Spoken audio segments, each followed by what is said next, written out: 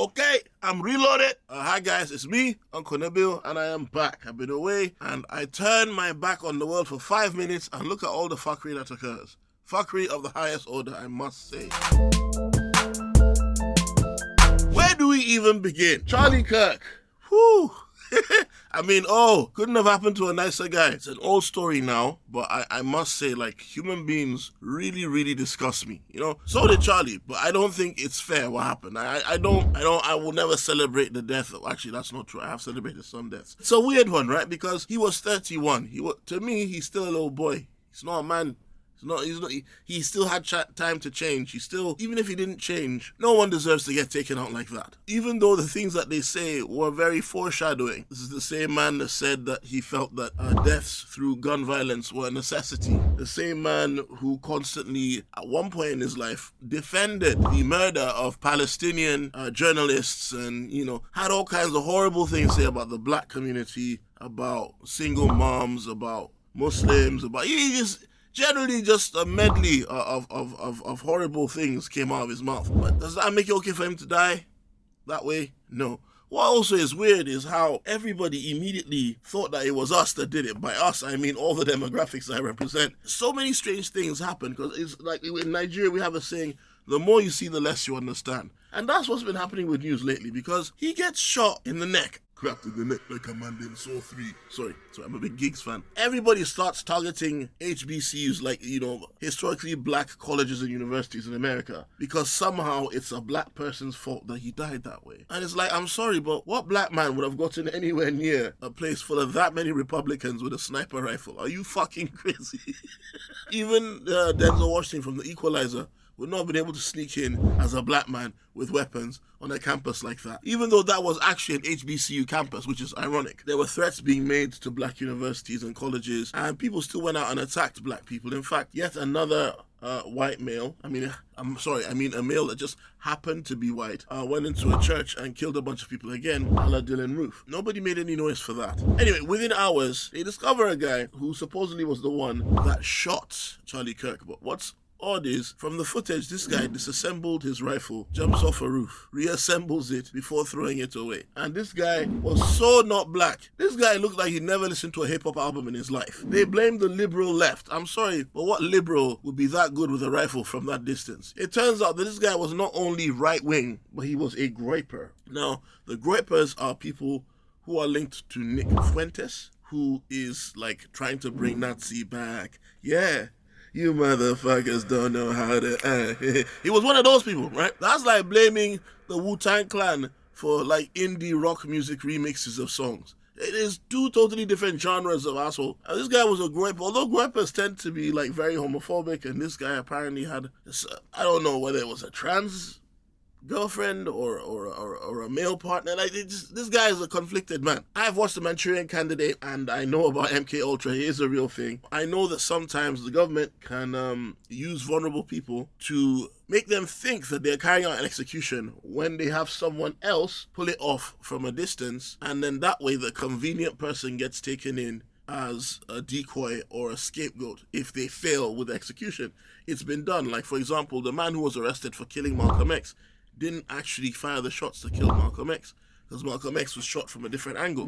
And as he was being executed in America, Pinto was being executed in Kenya, who was a close tie to Malcolm X. This is stuff you can research. I am not a conspiracy theorist. I just know shit that you don't know. You look at the exit wound, because what we see, you get anyone who's fired ballistics, or anyone who's ever shot an animal. I've shot an animal. Sorry, vegans. Anyone who's ever shot anything knows that bullet wounds don't look like that from the front. That was an exit wound. He got shot from the back, which means it's impossible. And this is not just me saying this. Army snipers, hunters have all said the same thing. It is impossible for that Patsy that they found, the groiper whose partner is a furry apparently. Fuck! It's impossible for him to have landed that kill shot from where he was found and the blood spread to come out that way. Only in Mortal Kombat does blood flow out that way when somebody's shot from the front. Now, if I wanted to be a conspiracy theorist, I could point out the fact that Charlie Kirk was receiving funding from a certain government, he was very, very supportive. But recently, once he started turning against that certain government and speaking out against certain actions that they're carrying out in a certain country in the Middle East, all of a sudden his security detail that was trained in that country start moving a bit mad, and then all of a sudden his neck just explodes, and conveniently they've caught the guy that shot him within a couple of hours. That's mad.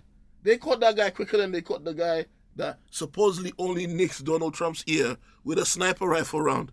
You know how powerful those rounds are? There's a video of a guy firing a 50 caliber round from a rifle, and it passes a buck's ear, and it still kills the buck through air pressure. But Donald Trump's ear is so strong. I don't know. I don't know these things. I'm not very smart. Oh, I don't know. Look, man, we're at 99,000. Just 1,000 to go. Please, I want the trophy. Otherwise, my wife's going to use it for spices. And we have enough spices. We really have enough spices. Please, like, share, subscribe. Send it to your auntie, your uncle, your brother, your sister, them. Let them subscribe to. A lot of you guys who watch these videos haven't subscribed, but you come back every week. Just subscribe. Uncle Nabil's been away. I was in Saudi Arabia, and I had a great time. I think the world owes the Saudis an apology, because as a black man, I've never been received more nicely. And I don't mean the actual Riyadh Comedy Festival, but afterwards, I went for Umrah, I went for a holy pilgrimage, and I had the Malcolm X experience where I became less racist because I realized that there's only one race, the human race. Heal the world, make it a better place for you and for... See, listen, just so you know, it's all white people here, so...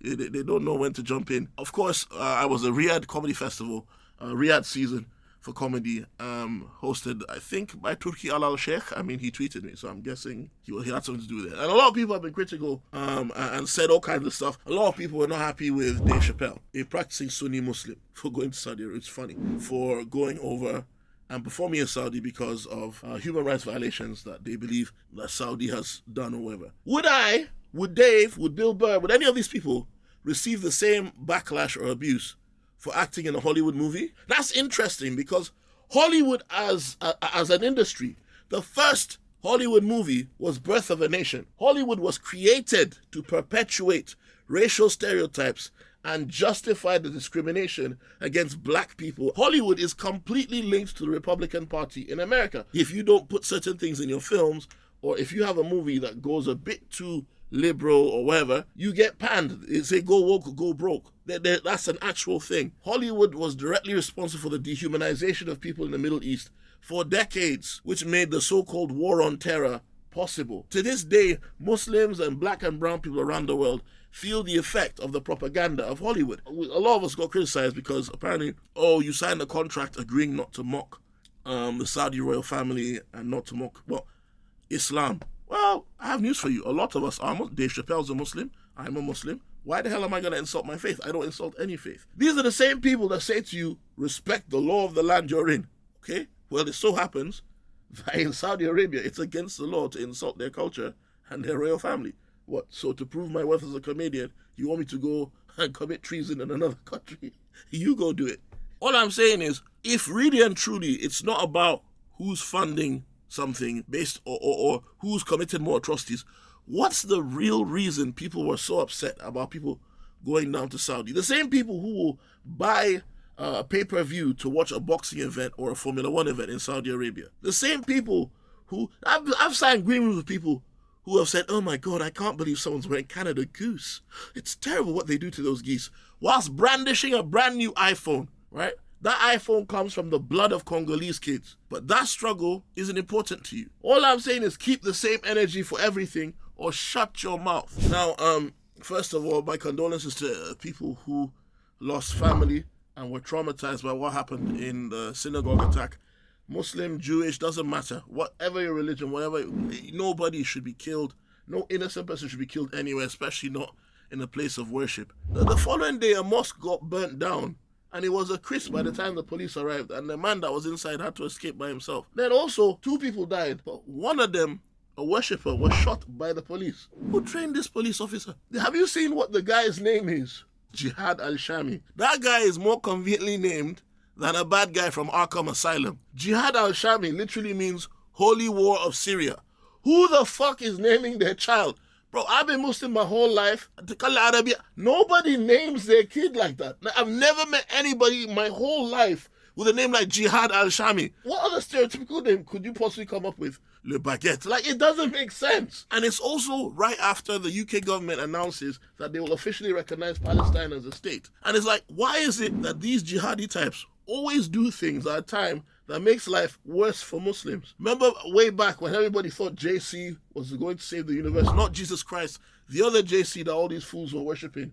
Yeah, remember Jeremy Corbyn? He was doing well, and the votes, it looked like England was about to, oh goodness, we're all going to walk out holding hands, and we're going to have free internet and all that shit. And then all of a sudden, a nutter on the street attacks people with knives on a bridge. Right after it looks like the guy who would probably help causes that would benefit Muslims is winning in the polls. Whether or not you like Jeremy Corbyn is up to you. Like, I personally was never a fan for my own reasons, but fair enough, right? I just don't like people with images that are too well curated because there's always bound to be something wrong. I don't know. It's because, again, like I said, I can't trust the mainstream, okay? This guy conveniently runs out a crowd of people with 2 kitchen knives, right? And starts doing his best interpretation of the Ninja Turtles. And then Polish man who was on day release, he'd been in prison for murder, but he just conveniently happened to be out and about when this guy was attacking people on the street.